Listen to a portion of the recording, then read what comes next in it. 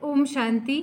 15 अगस्त 2020 साकार मुरली है। मीठे बच्चे, कदम कदम पर जो होता है वह कल्याणकारी है। इस ड्रामा में सबसे अधिक कल्याण उनका होता है जो बाप की याद में रहते हैं। प्रश्न: ड्रामा की किस नूंद को जानने वाले बच्चे अपार खुशी में रह सकते हैं? उत्तर: जो जानते हैं कि ड्रामा अनुसार अब इस पुरानी दुनिया का विनाश होगा, नेचुरल कैलेमिटीज़ भी होगी, लेकिन हमारी राजधानी तो स्थापन होनी ही है। इसमें कोई कुछ कर नहीं सकता। भल अवस्थाएं नीचे ऊपर होती रहेंगी, कभी बहुत उमंग, कभी ठंडे ठार हो जाएंगे। इसमें मूंझना नहीं है। सभी आत्माओं का बाप भगवान हमको पढ़ा रहे हैं, इस खुशी में रहना है। गीत महफिल में जल उठी क्षमा। ओम शांति। मीठे मीठे नंबरवार पुरुषार्थ अनुसार चैतन्य परवानों को बाप दादा याद प्यार दे रहे हैं। तुम सब हो चैतन्य परवाने। बाप को क्षमा भी कहते, परंतु उनको जानते बिल्कुल नहीं है। क्षमा कोई बड़ी नहीं, एक बिंदी है। किसकी भी बुद्धि में नहीं होगा कि हम आत्मा बिंदी है। हमारी आत्मा में सारा पाठ है। आत्मा और परमात्मा का नॉलेज और किसकी बुद्धि में नहीं है। तुम बच्चों को ही बाप ने आकर समझाया है, आत्मा का रियलाइजेशन दिया है। आगे यह पता नहीं था कि आत्मा क्या है, परमात्मा क्या है। इसलिए देह अभिमान के कारण बच्चों में मोह भी है, विकार भी बहुत है। भारत कितना ऊंच था, विकार का नाम भी नहीं था। वह था वाइसलेस भारत, अभी है विशेष भारत। कोई भी मनुष्य ऐसे नहीं कहेंगे जैसे बाप समझाते हैं। आज से 5000 वर्ष पहले हमने इनको शिवालय बनाया था। मैंने ही शिवालय स्थापन किया था। कैसे? सो भी तुम अभी समझ रहे हो। तुम जानते हो कदम कदम पर जो होता है वह कल्याणकारी ही है। एक एक दिन जास्ती कल्याणकारी उनका है जो बाप को अच्छी रीति याद कर अपना भी कल्याण करते रहते हैं। यह है ही कल्याणकारी पुरुषोत्तम बनने का युग। बाप की कितनी महिमा है, तुम जानते हो। अभी सच्चा सच्चा भागवत चल रहा है। द्वापर में जब भक्ति मार्ग शुरू होता है तो पहले पहले तुम भी हीरो का लिंग बनाकर पूजा करते हो। अभी तुमको स्मृति आई है। हम जब पुजारी बने थे तब मंदिर बनाए थे, हीरे माणिक का बनाते थे। वह चित्र तो अभी मिल न सके। यहाँ तो यह लोग चांदी आदि का बनाकर पूजा करते हैं। ऐसे पुजारियों का भी मान देखो कितना है। शिव की पूजा तो सब करते हैं, लेकिन अव्यभिचारी पूजा तो है नहीं। यह भी बच्चे जानते हैं। विनाश भी आने का है ज़रूर, तैयारियां हो रही है। नेचुरल कैलेमिटीज़ की भी ड्रामा में नूंद है। कोई कितना भी माथा मारे, तुम्हारी राजधानी तो स्थापन होनी ही है। कोई की भी ताकत नहीं जो इसमें कुछ कर सके। बाकी अवस्थाएं तो नीचे ऊपर होंगी ही।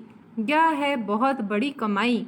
कभी तुम बहुत खुशी में अच्छे ख्यालात में रहेंगे, कभी ठंडे पड़ जाएंगे। यात्रा में भी नीचे ऊपर होते हैं, इसमें भी ऐसे होता है। कभी तो सुबह को उठ बाप को याद करने से बहुत खुशी होती है। ओहो, बाबा हमको पढ़ा रहे हैं, वंडर है। सभी आत्माओं का बाप भगवान हमको पढ़ा रहे हैं। उन्होंने फिर कृष्ण को भगवान समझ लिया है। सारी दुनिया में गीता का मान बहुत है, क्योंकि भगवान वाच है ना। परंतु यह किसको पता नहीं है कि भगवान किसको कहा जाता है। भल कितनी भी पोजीशन वाले बड़े बड़े विद्वान पंडित आदि हैं, कहते भी हैं गॉड फादर को याद करो, परंतु वह कब आया, क्या आकर किया, यह सब भूल गए हैं। बाप सब बातें समझाते रहते हैं। ड्रामा में यह सब नूंद है। यह रावण राज्य फिर भी होगा और हमको आना पड़ेगा। रावण ही तुमको अज्ञान के घोर अंधियारे में सुला देते हैं। ज्ञान तो सिर्फ एक ज्ञान सागर ही बतलाते हैं जिससे सद्गति होती है। सिवाय बाप के और कोई सद्गति कर न सके।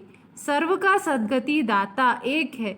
गीता का ज्ञान जो बाप ने सुनाया था वह फिर प्रायः लोप हो गया। ऐसे नहीं, यह ज्ञान कोई परंपरा चला आता है। औरों के कुरान, बाइबिल आदि चले आते हैं, विनाश नहीं हो जाते। तुमको तो जो ज्ञान अभी मैं देता हूँ इनका कोई शास्त्र बनता नहीं है जो परंपरा अनादि हो जाए। यह तो तुम लिखते हो फिर खत्म कर देते हो। यह तो सब नेचुरल जलकर खत्म हो जाएंगे। बाप ने कल्प पहले भी कहा था, अभी भी तुमको कह रहे हैं। यह ज्ञान तुमको मिलता है, फिर प्रारब्ध जाकर पाते हो, फिर इस ज्ञान की दरकार नहीं रहती। भक्ति मार्ग में सब शास्त्र हैं। बाबा तुमको कोई गीता पढ़कर नहीं सुनाते हैं, वह तो राजयोग की शिक्षा देते हैं जिसका फिर भक्ति मार्ग में शास्त्र बनाते हैं तो अगड़म बगड़म कर देते हैं। तो तुम्हारी मूल बात है कि गीता का ज्ञान किसने दिया? उनका नाम बदली कर दिया है और कोई के भी नाम बदली नहीं हुए हैं। सबके मुख्य धर्म शास्त्र है ना। इसमें मुख्य है डिटिज्म, इस्लामिज्म, बुद्धिज्म। भल करके कोई कहते हैं पहले बुद्धिज्म है पीछे इस्लामिज्म है। बोलो, इन बातों से गीता का कोई ताल्लुक नहीं है। हमारा तो काम है बाप से वर्षा लेने का। बाप कितना अच्छी रीति समझाते हैं। यह है बड़ा झाड़, अच्छा है जैसे फ्लावर वास है, 3 ट्यूब्स निकलती है। कितना अच्छी समझ से बनाया हुआ झाड़ है। कोई भी झट समझ जाएंगे कि हम किस धर्म के हैं, हमारा धर्म किसने स्थापन किया। यह दयानंद, अरविंद घोष आदि तो सभी अभी होकर गए हैं। वो लोग भी योग आदि सिखलाते हैं। है सब भक्ति। ज्ञान का तो नाम निशान नहीं। कितने बड़े बड़े टाइटल मिलते हैं। यह भी सब ड्रामा में नूंद है। फिर भी होगा 5000 वर्ष बाद। शुरू से लेकर यह चक्र कैसे चला है, फिर कैसे रिपीट होता रहता है, तुम जानते हो। अभी का प्रेजेंट फिर पास्ट और फ्यूचर हो जाएगा। Past, present, future. जो पास्ट हो जाता है वह फिर फ्यूचर होता है। इस समय तुमको नॉलेज मिलती है, फिर तुम राजाई लेते हो। इन देवताओं का राज्य था ना, उस समय और कोई राज्य नहीं था। यह भी एक कहानी मिसल बताओ, बड़ी सुंदर कहानी बन जाएगी। लॉन्ग 5000 वर्ष पहले यह भारत सतयुग था। कोई धर्म नहीं था, सिर्फ देवी देवताओं का ही राज्य था। उनको सूर्यवंशी राज्य कहा जाता था। लक्ष्मी नारायण का राज्य चला 1250 वर्ष। फिर उन्होंने राज्य दिया दूसरे भाइयों क्षत्रियों को, फिर उनका राज्य चला। तुम समझा सकते हो कि बाप ने आकर पढ़ाया था। जो अच्छी रीति पढ़े वह सूर्यवंशी बने, जो फेल हुए उनका नाम क्षत्रिय पड़ा। बाकी लड़ाई आदि की बात नहीं है। बाबा कहते हैं, बच्चे तुम मुझे याद करो तो तुम्हारे विकर्म विनाश हो जाएंगे। तुम्हें विकारों पर जीत पानी है। बाप ने ऑर्डिनेंस निकाला है, जो काम पर जीत पाएंगे वही जगत जीत बनेंगे। पीछे आधा कल्प बाद फिर वाम मार्ग में गिरते हैं। उन्हों के भी चित्र हैं, शक्ल देवताओं की बनी हुई है। राम राज्य और रावण राज्य आधा आधा है। उनकी कहानी बैच बनानी चाहिए। फिर क्या हुआ, फिर क्या हुआ, यही सत्यनारायण की कहानी है। सत्य तो एक ही बाप है जो इस समय आकर सारे आदि मध्य अंत का तुमको नॉलेज दे रहे हैं, जो और कोई दे न सके। मनुष्य तो बाप को ही नहीं जानते। जिस ड्रामा में एक्टर हैं उनके क्रिएटर, डायरेक्टर आदि को नहीं जानते तो बाकी कौन जानेंगे। अभी तुमको बाप बताते हैं ड्रामा अनुसार यह फिर भी ऐसे होगा। बाप आकर तुम बच्चों को फिर पढ़ाएंगे, यहाँ दूसरा कोई आ न सके।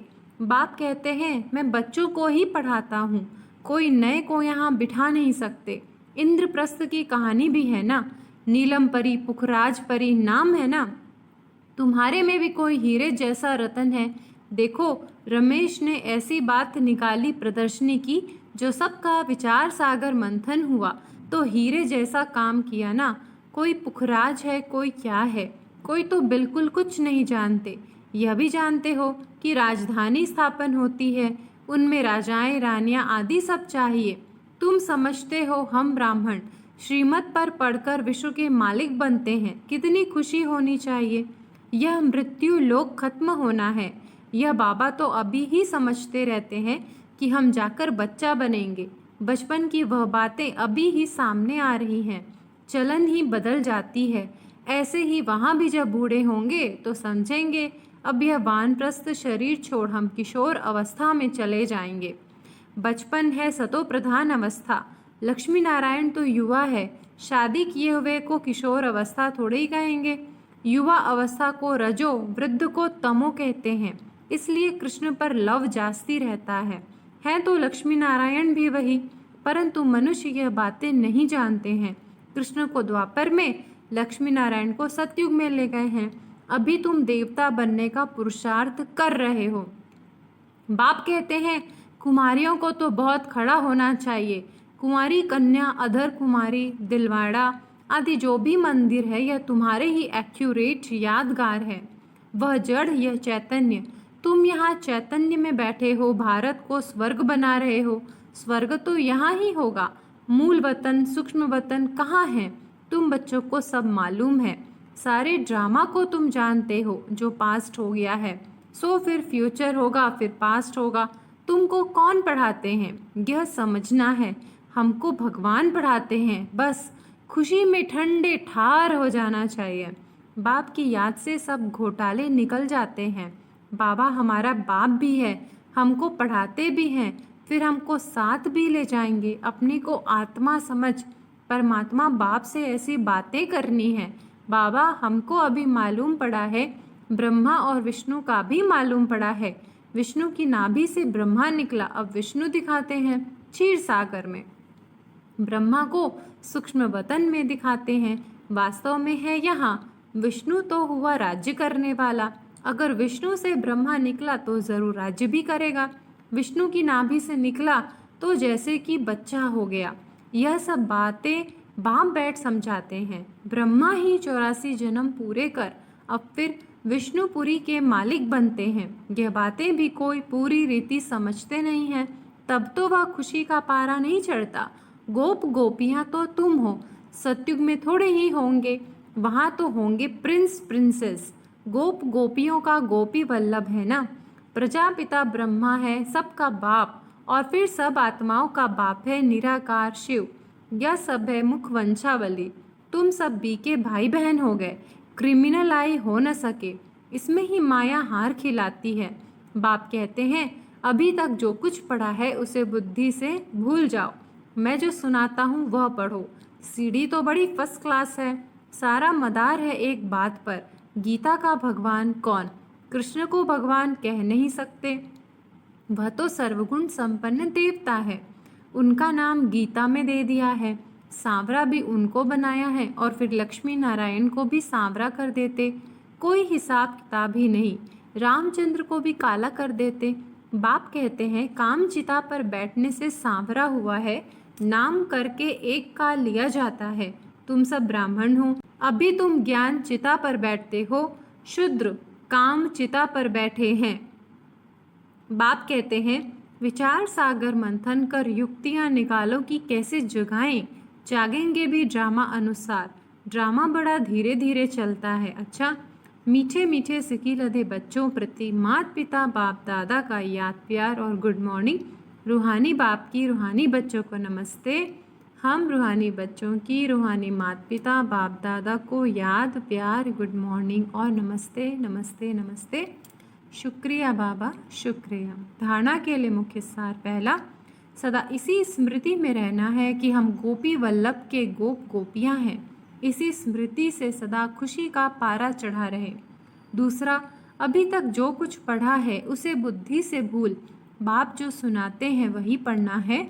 हम भाई बहन हैं, इस स्मृति से क्रिमिनल आई को खत्म करना है। माया से हार नहीं खानी है। वरदान, रियलिटी द्वारा रॉयल्टी का प्रत्यक्ष रूप दिखाने वाले साक्षात्कार मूर्त भव। अभी ऐसा समय आएगा जब हर आत्मा प्रत्यक्ष रूप में अपनी रियलिटी द्वारा रॉयल्टी का साक्षात्कार कराएगी। प्रत्यक्षता के समय माला के मनके का नंबर और भविष्य राज्य का स्वरूप दोनों ही प्रत्यक्ष होंगे। अभी जो रेस करते करते थोड़ा सा रीस की धूल का पर्दा चमकते हुए हीरो को छिपा देता है, अंत में यह पर्दा हट जाएगा। फिर छिपे हुए हीरे अपने प्रत्यक्ष संपन्न स्वरूप में आएंगे। रॉयल फैमिली अभी से अपनी रॉयल्टी दिखाएगी, अर्थात अपने भविष्य पद को स्पष्ट करेगी। इसलिए रियलिटी द्वारा रॉयल्टी का साक्षात्कार कराओ। स्लोगन, किसी भी विधि से व्यर्थ को समाप्त कर समर्थ को इमर्ज करो। किसी भी विधि से व्यर्थ को समाप्त कर समर्थ को इमर्स करो। अच्छा, ओम शांति।